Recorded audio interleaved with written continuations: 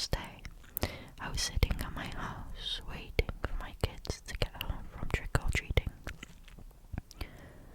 while simultaneously giving candy out to the other kids, desperately waiting for my hubby to get home to help. Despite the reputation for Halloween murders, one thing could be said for sure. The years of Hallows Eve, where spirits would roam the streets and demons could leer right around the corner, all that was gone. Correct? Wrong. One little girl went up to my door after about an hour of this. Now, this little girl is one of, if not the most adorable little creatures I've ever met. Golden blonde hair down to her shoulders, and she had a bright red dress on with little polka dots. She had light up shoes, and she was about up to my hip in height. Her eyes were a bright blue, and she had the cutest smile. So I gave her candy, and then I noticed something. She doesn't even have a bag. I should have noticed that she was looking carefully at the interior of my house, almost for something to use against me. But the face was just so cute. I looked at her funny, and she said, "Sorry, wrong house." Now I should have paused when her voice sounded a bit off, like someone was splicing together different clips of words out of context to say different things. You know, things like that. But that face, it was just so cute. She then skipped away, never to be heard from again. Now, if that were all there was to the story, well, this wouldn't have been uploaded to No Sleep, right? And for sure I wouldn't give such an extreme message as, "Don't answer the door for little kids this Halloween," right? Well, this is where things get interesting. So a few hours later, my son gets home. I notice something odd. He's alone. He says his friend's mother wants to talk to me, something about school board meetings. Now, there should have been a few red flags. First of all, my son's voice had the same spliced up feeling as that little girl. But to an old mother such as myself, your own son's voice is everything to you. And secondly, I'm not part of a school board. That should have been highly suspicious, enough to nope the frick out. But again, it's my own son. Why wouldn't I believe him? Right? So I go with him to meet Jared's mother. Except, well, there's just one teensy, weensy little problem. "Honey, we're going the wrong way. Mrs. Frillick's house is that way," I politely comment as I point to the other direction. "Trust me, mother," he replies. "She's visiting a friend. She said to bring you there." I sigh and trust him despite the still eerie sounding voice. I get my card, and sure enough, we were going into the woods. "Does this friend live in the woods?" "Yes, Mama, a log cabin." And this was enough. My son never addresses me as Mama. I'm always Mom, Ma, or even Mother once in a blue moon if he's trying to earn a new 3DS game. But never Mama. I put a hand on his shoulder and turn him around. "Listen to me.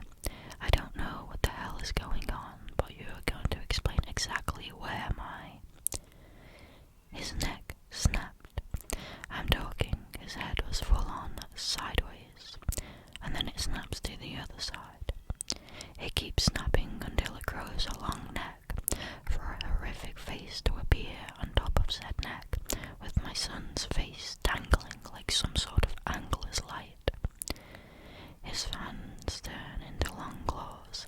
His body links two big, massive bulks of grey flesh, and his little feet are dangling in the air, replaced by two talons below long, strong legs.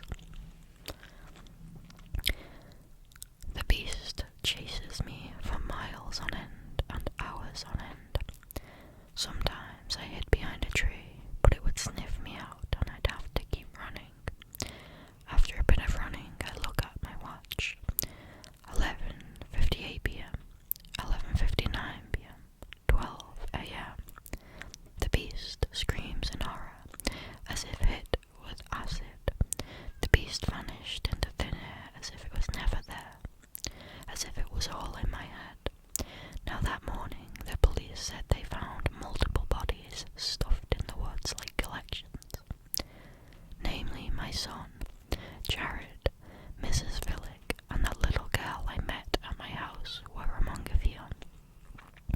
The head, body, arms, and legs are all separated cleanly, but there was no blood or organs, just flesh, as if someone was wearing them as a costume. Now, why am I typing this all up now? Well, every year people keep vanishing. Bodies keep getting found the same way by morning. And my neighbours told me they heard little children in weird, distorted voices, telling them that they need to get into my house. I'm not letting it haunt me. I'm gonna find it and kill it for my child and my friends.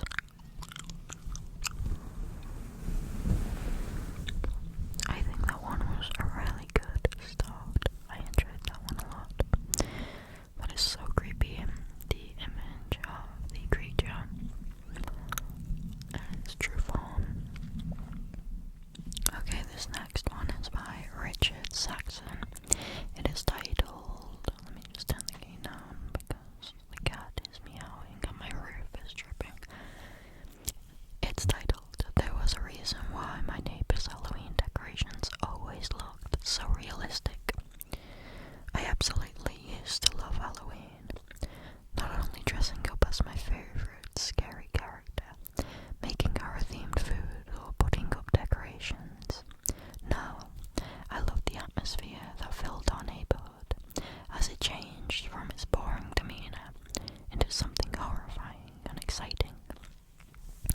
My neighbor and best friend Mark was an even bigger fanatic than myself. Each year he tried to make the best costume or scariest decoration, but despite our best efforts at becoming the Halloween kings, we could never match up to Mr. Black. Mr. Black was a man of advancing age. He'd been widowed about a decade earlier, left behind by a vicious, evil wife that treated the entire neighborhood like crap. The only thing she ever loved was Halloween, and she'd make damn sure all the attention was directed at herself each year on October 31st. When she died, I almost felt relieved for the poor man.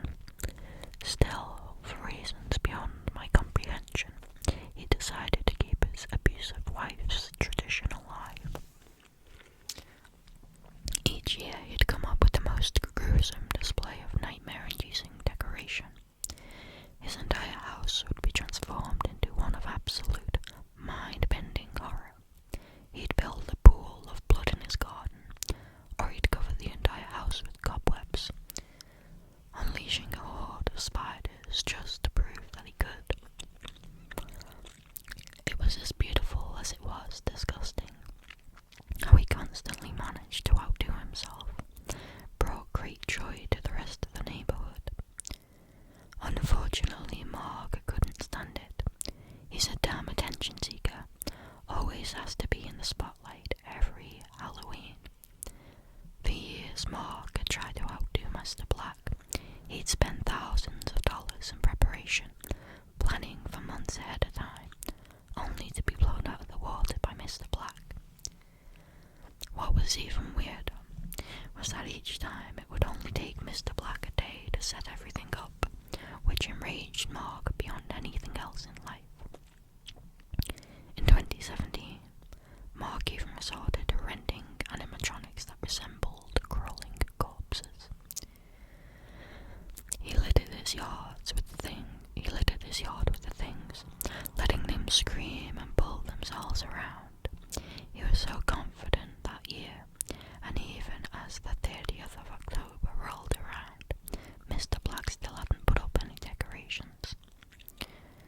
When we finally went to work the next day, on Halloween itself, Mark was beyond himself with joy. He'd finally done it, and he just wouldn't shut up about it. It wasn't until we got home later that day before we saw the horrors taking place in Mr. Black's front yard.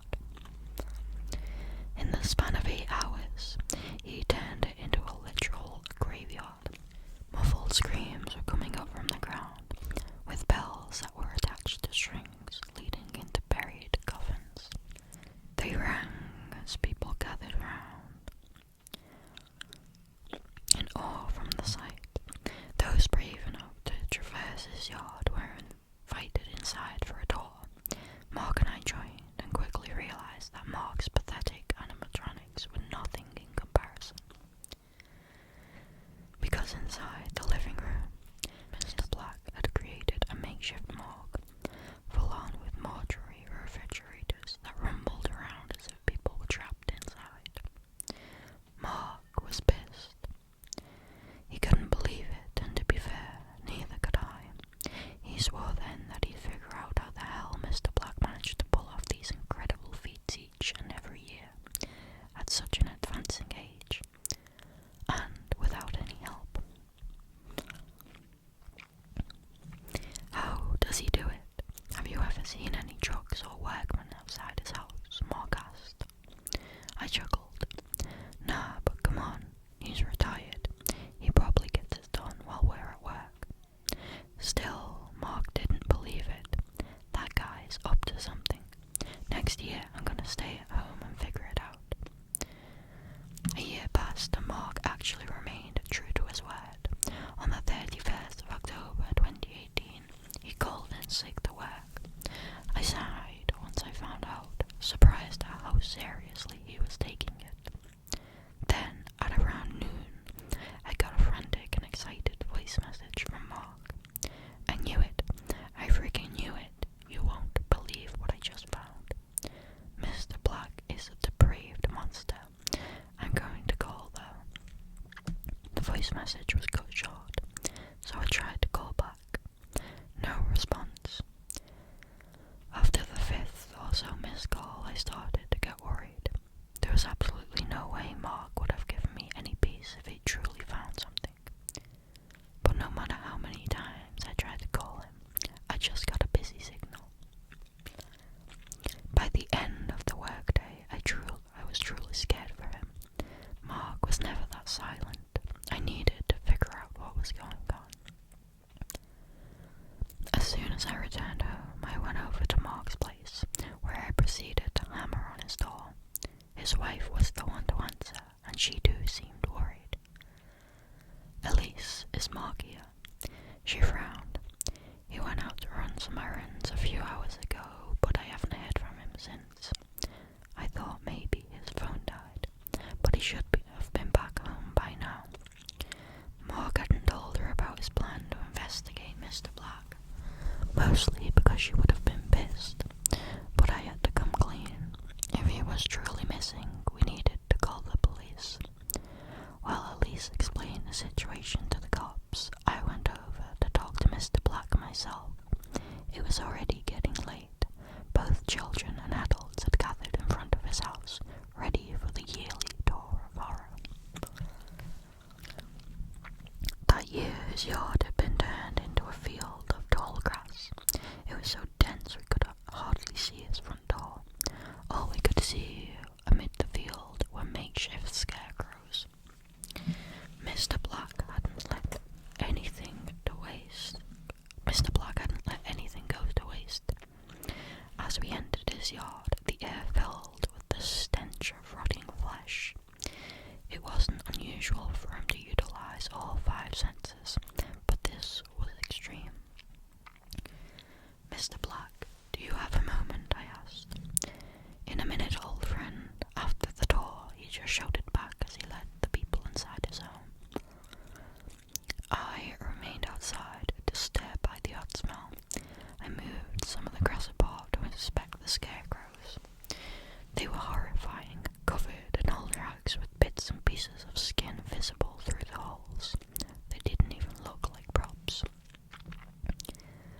After a moment of hesitation, I reached out to pull off the scarecrow's mask. What I saw sent me falling to the ground in shock. That scarecrow wasn't a prop, nor a doll.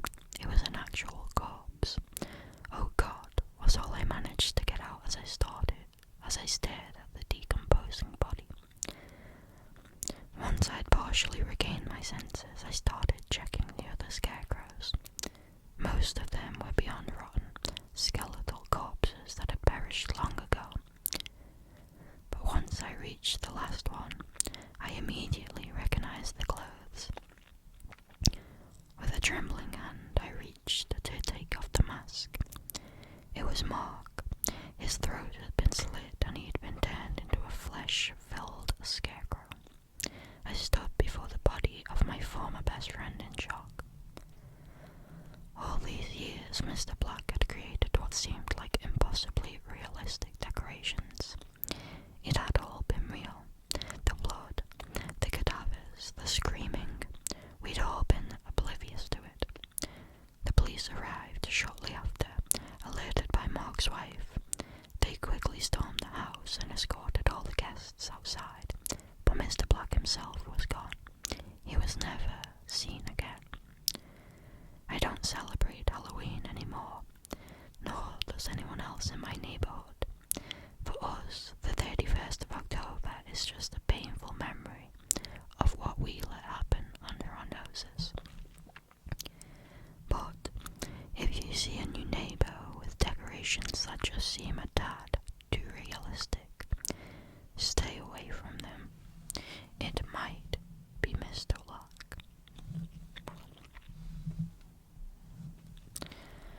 That was really good. I really enjoyed that one. That is so creepy. The fact that every year they had been real crimes.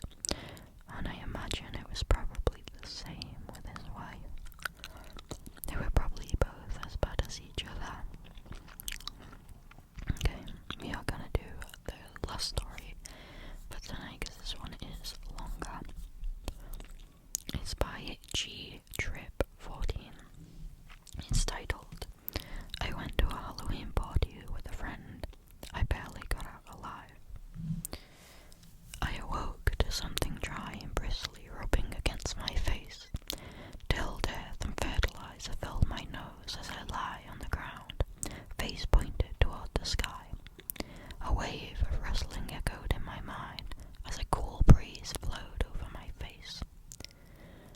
My eyes struggled to open, matted from a heavy sleep, I guess you'd call it. Turning my head side to side, all I saw were endless rows of corn. The tops of the brown, crisp stalks bobbed lazily in the light wind.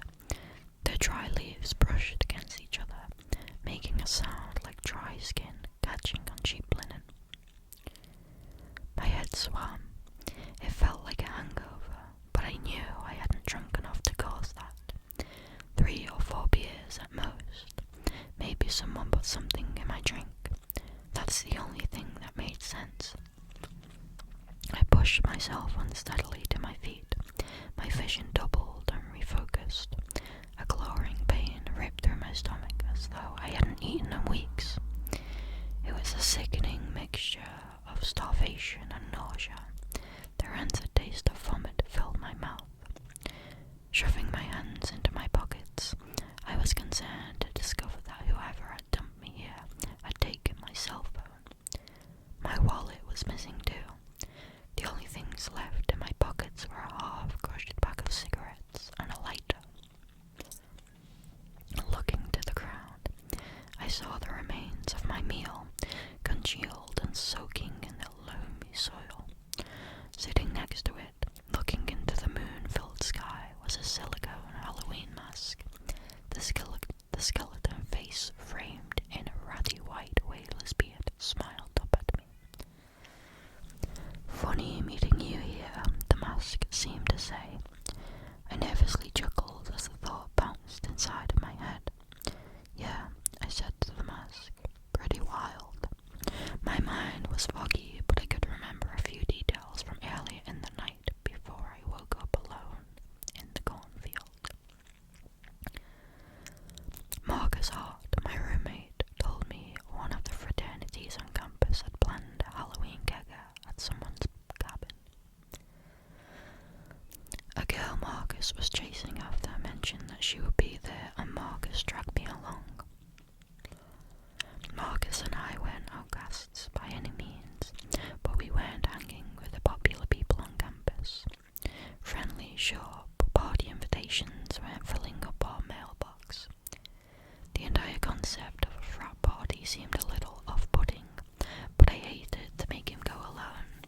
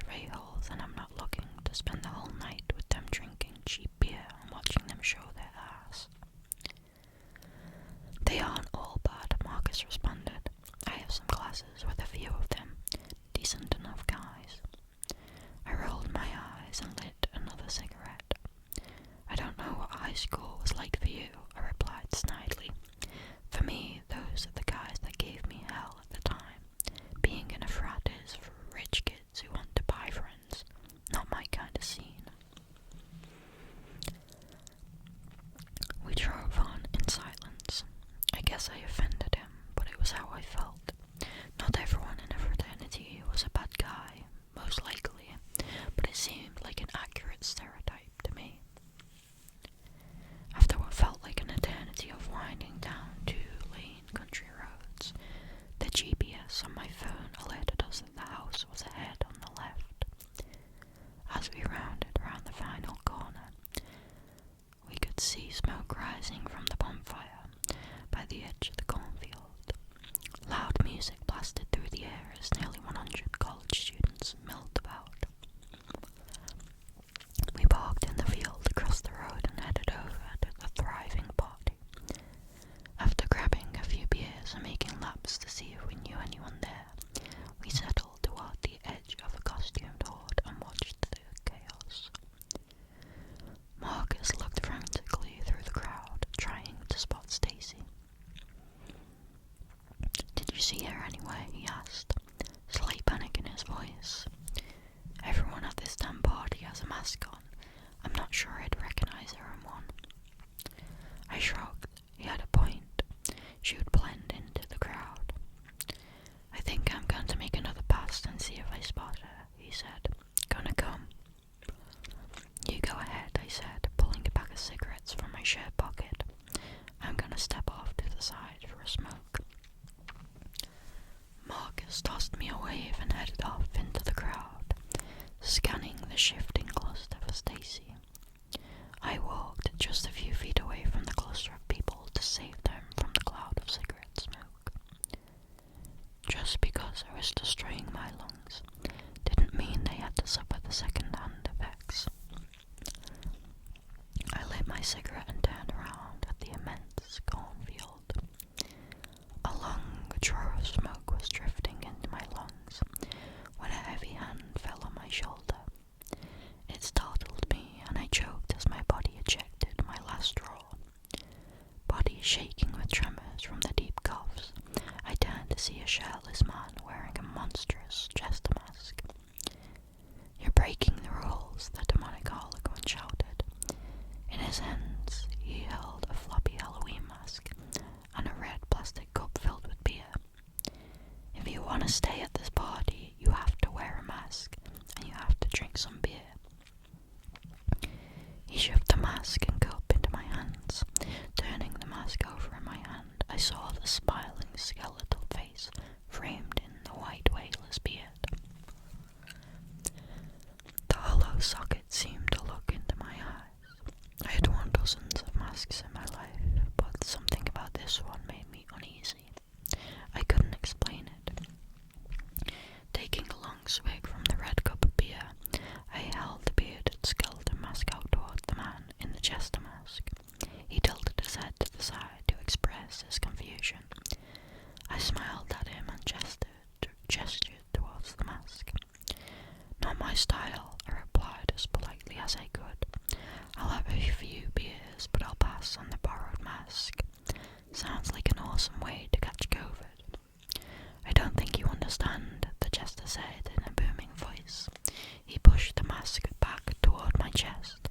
I could see over his shoulder that the outer rim of the crowd had fallen silent. Dozens of masked faces turned towards us and watched our exchange. A few of the larger guys, donning floppy masks and fraternity shirts, stepped out of the crowd and began to walk toward us. "Wear the mask or get out of here. Are you too good for my mask?" My eyes scanned the line of large men marching towards us. Some of them dropped their cups to the ground and clenched their fists.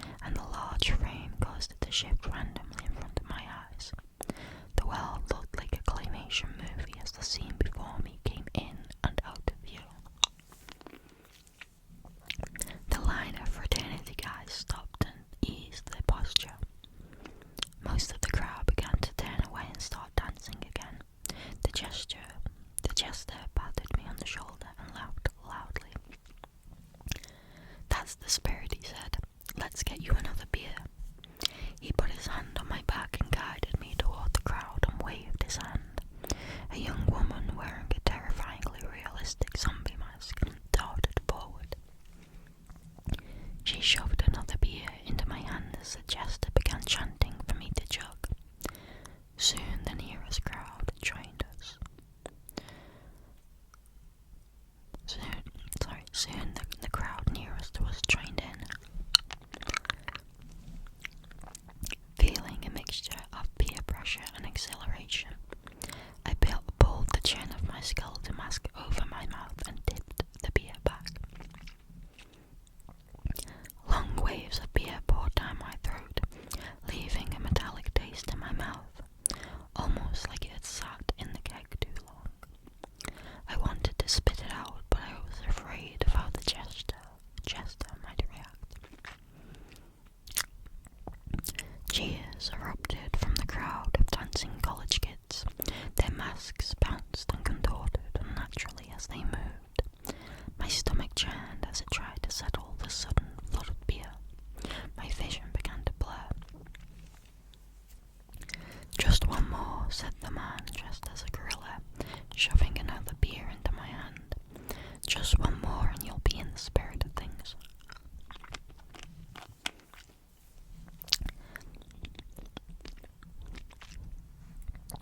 I once more tipped the beer back, and the crowd roared in delight. That's the last thing I remember before waking up in the corn. They must have drugged me. My head throbbed as the rustling of corn waxed and waned. The bright moonlight washed over the field, casting the faintest of shadows as it passed through the stalks. I looked at my watch and saw it was nearly midnight. Marcus and I arrived at the party around 7 that night.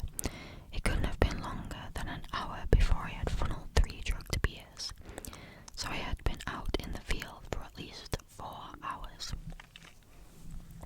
Unsure of what to do, I decided to try and make my way out of the field. There were no landmarks available, so I started walking through the rows of corn. The stalks towered overhead, unusually tall. I had no view of the field at all. I even tried to jump a few times, but the massive wall of vegetation was too high to see over. In the distance, I could see that the row of corn appeared to come to a dead end. Most of my life had been spent living in a mid-sized city, and I didn't know much about farming, but I knew it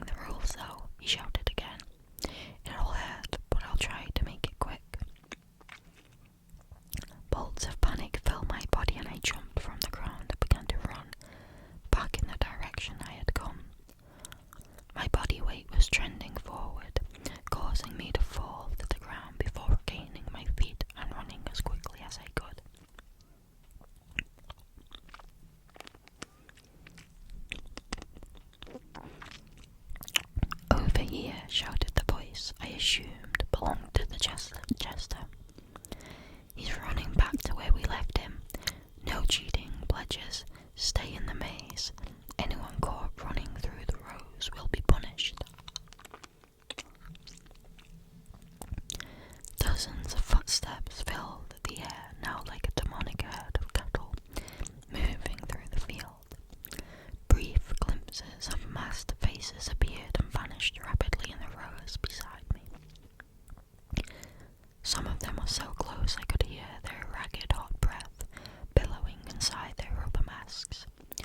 Their hands reached out, slapping the dry stalks of corn. It created a deafening web of noise all around me. I couldn't tell if I was surrounded by the symphony of terrifying sounds, at least gave me that impression. Only one pledge spot to fill this year, boys, came the voice of the Chester. Whoever brings me his ears will join our brotherhood. A chorus of laughter broke out around me in response to the macabre order. There was a boiling sensation of fear and anger in my stomach as my feet hammered the ground, pushing me back toward the clearing where I had woken up. I had no plan, operating off of pure fear and adrenaline. As I neared the end of the row into the clearing where I had awoken, I saw the Chester standing with his back turned away from me. In his left hand I saw the skeleton mask, and in his right he held a long-bladed knife. In a mixture of terror and rage, I barreled towards him and tackled him to the ground. The knife and mask tumbled to the ground as his sister slammed to the earth with a sickening thud. His head smacked heavily against a rock protruding from the ground. A gust of air and a whimper burst from the Chester's mouth as I landed on top of him. Unsure if he was still conscious, I pushed myself up from the ground and grabbed the knife. Turning back toward him, I pointed the knife in his direction. At first, I thought he was dead until I saw his back rise and fall, taking shallow breaths. I inched toward him, knife still outstretched, ready for him to attack. He never moved. Kneeling, I settled my knee in the center of his back. He groaned in pain but remained in place. Slowly I tugged the Chester mask off his head. His face was a ruin of fractures and lacerations from his fall on the rock. Dark red blood traced through his messy mop of blonde hair. His glazed eyes twitched and struggled to focus on my face. You better, he coughed, and the spray of blood and phlegm peppered the ground in front of his mouth. Better run, man. They won't stop. I could still hear footfalls in the distance and the whisper of the cornstalks. They would be there soon, and I knew I had to move. I needed to slow them down, buy me some time. Then I saw the discarded skeleton mask. Everyone at the party had seen me wearing it. Maybe it would throw them off. I grabbed the crumpled mask and tugged it over the blonde man's head. He fought weakly against me, but I was able to get it onto him without much trouble. After I placed it on his head, I took his Chester mask and put it on. It was disgusting, but maybe they would recognize the mask and think I was one of them. The smell inside nearly made me vomit again. Sweat and the thick scent of copper overwhelmed me. Warm, sticky fluid made the rubber cling to my face, a mixture of the Chester's blood and sweat, no doubt. Voices behind me began to grow loud, and the sound of hands brushing against the rows of corn swelled. They were getting closer. I had to leave and hope that the man wearing my mask would slow them down. At first, I considered bursting through the rows of corn to run in a straight line, but thought better of it quickly.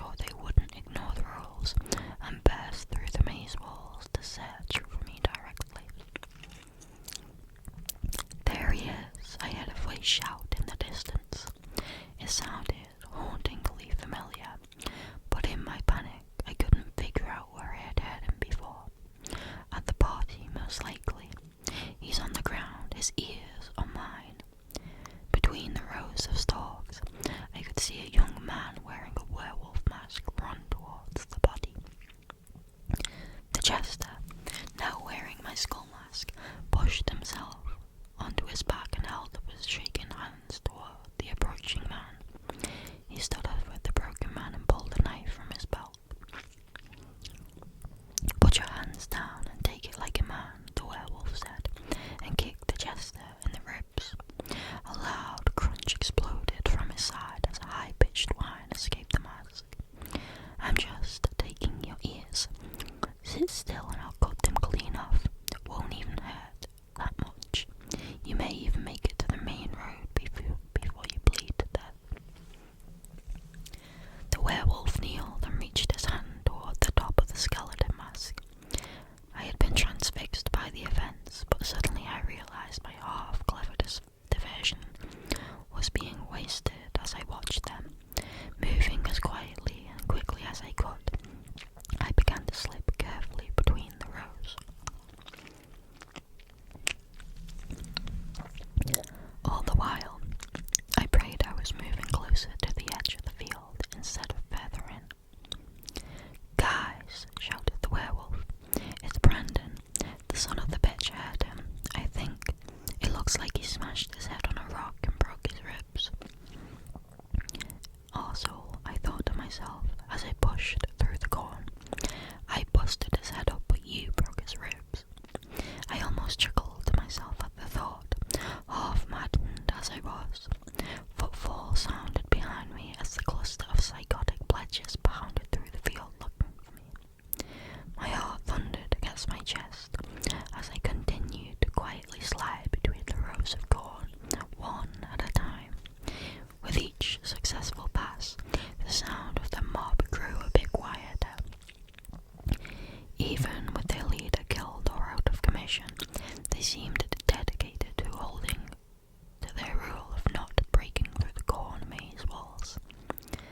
It was a relief, but I still doubted I would be able to move out of the field quickly enough to escape them. Even if I did, there was no telling how far I was from my car. Even if I found it, Marcus had the keys. In the distance, I thought I could hear the sound of cars. My heart filled with hope and I began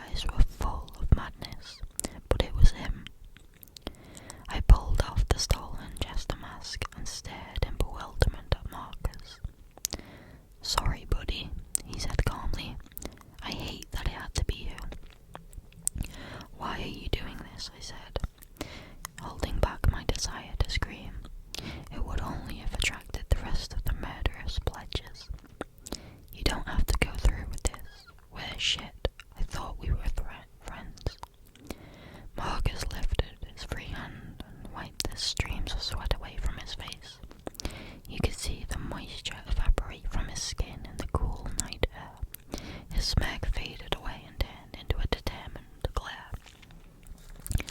"I'm tired of being nobody," he said flatly.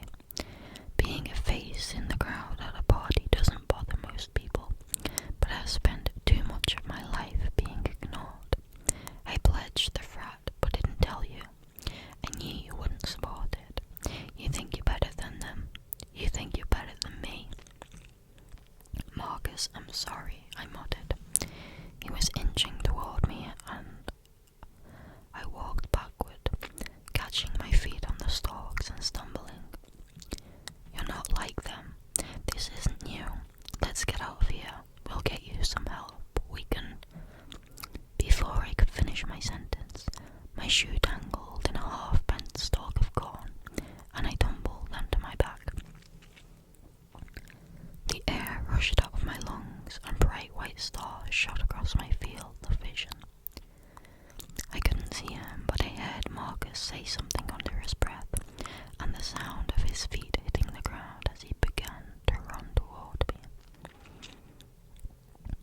I held the knife out in front of me as my vision steadied, just in time to see Marcus.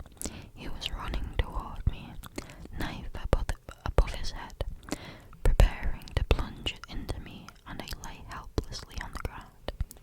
This is it, I thought, killed in a damn corn maze. Marcus just above me, swinging the knife in a high arc.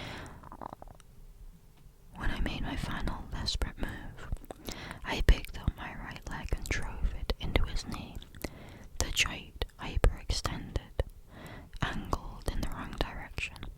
He fell to the ground, shrieking in pain. The knife flew from his hand and into the row behind us. His howls of misery filled the air. I knew it would draw the rest of the pack. They were far enough away that it would be difficult for them to figure out where we were immediately, but I knew if it continued, they would find us in a matter of moments.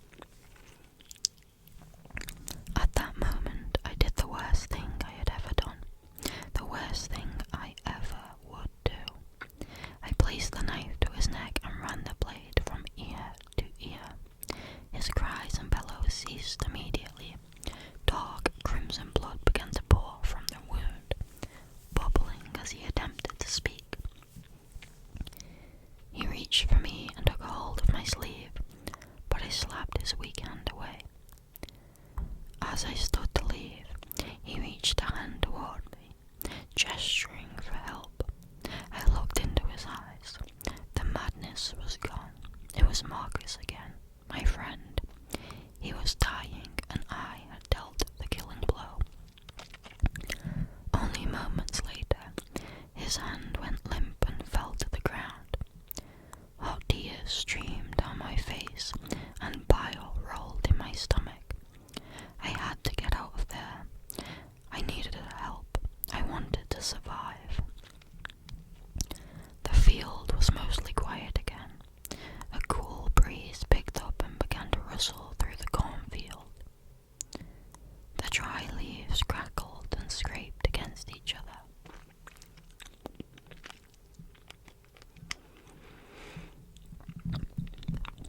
In the distance, I heard the horde yelling again. They weren't close yet, but they would be soon. My mind was still hazy from the dark drugs, and I was struggling to recover from having the air knocked out of me. All of my energy had been exerted during my escape attempt from Marcus. My tank was empty. I had killed my friend. The pack of pledges would find me soon, even if I did manage to escape. What cop would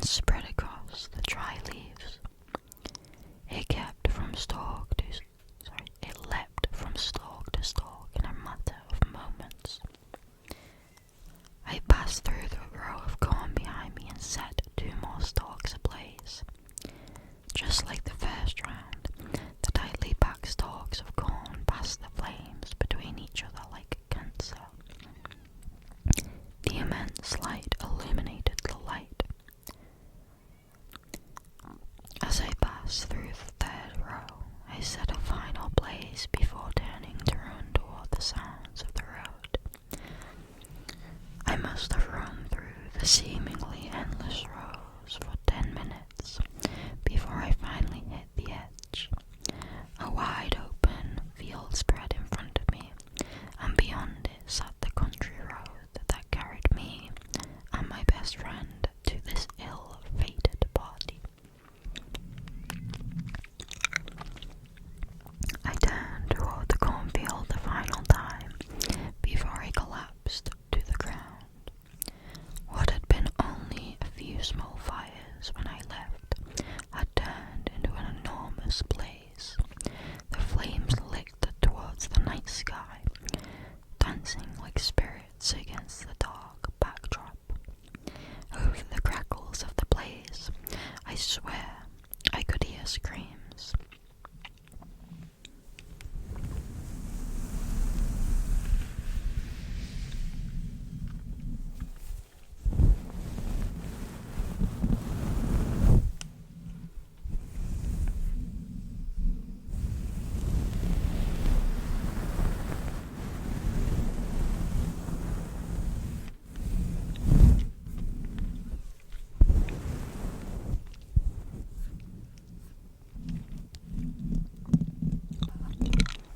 That one was really, really good.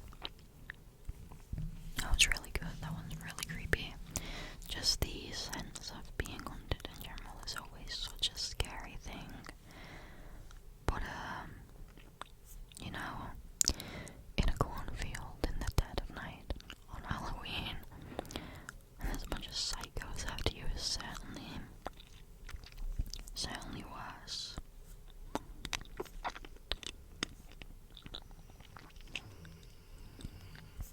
Please ignore my dog snoring. I'm really sorry about the dripping, if you can hear it, and also the cat meowing throughout.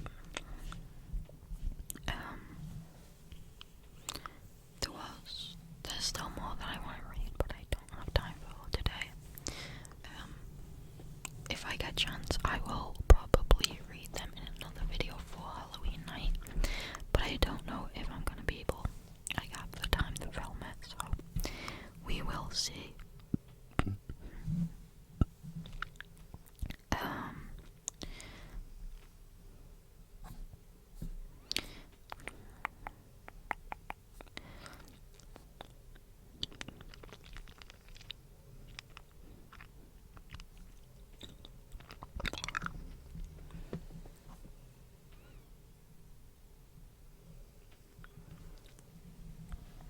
There is one more story that I want to read, but I'm gonna cut it short because the first half is just kind of description and dialogue and doesn't really matter. I don't have much time. But I do really want to read this one. Basically, it's a teacher. She goes to a place to buy pumpkins, and he is coincidentally selling the exact amount that she needs. Not selling, sorry, just giving them away. And she's like, "Why are you giving them to me?" And he's like, "I'll just take them, go, bye.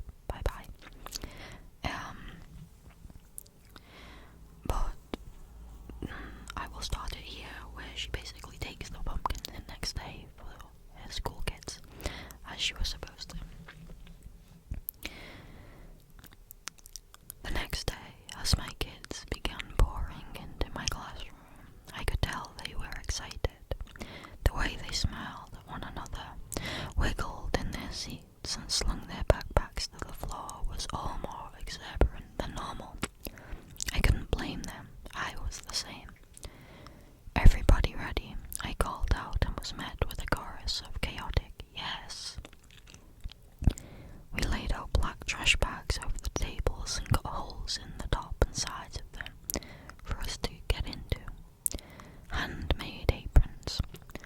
Each kid stood obediently in front of their pumpkin with a spoon in hand. Ones I had told them to bring. They were ready to scoop out the innards. "Okay," I finally said. "Let's start." For 1 minute, one blissful minute, I was proud of myself. Look at me, organizing all this and making my kids happy. I was a great teacher. Nothing could go wrong. Then came the red. Realizing the truth was the oddest part. didn't happen suddenly. It hardly even happened at all. Really, it was just confusing. Why were kids suddenly screaming? Why were multiple of them puking over the carpet? What was going on? And why was they red? Dazed, I forced myself to the nearest pumpkin and stared inside. No, no, no. Inside the orange pumpkin were a mass of string, seeds, and pumpkin guts. Should have been was something very, very different. A heart, a human one, covered in intestines and blood. Each pumpkin was the same. The smiling man had told me the truth. Guts are still inside. When the police came, they matched the DNA to 3 people who had gone missing in the pumpkin patch area. I was fired the next day. That's crazy, those poor traumatized little kids. But yeah, that one was definitely the last for tonight. I'm very sorry.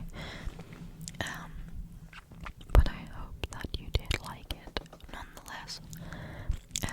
If you do want to see more from me, you can check out the description of my channel or the description of any of the videos.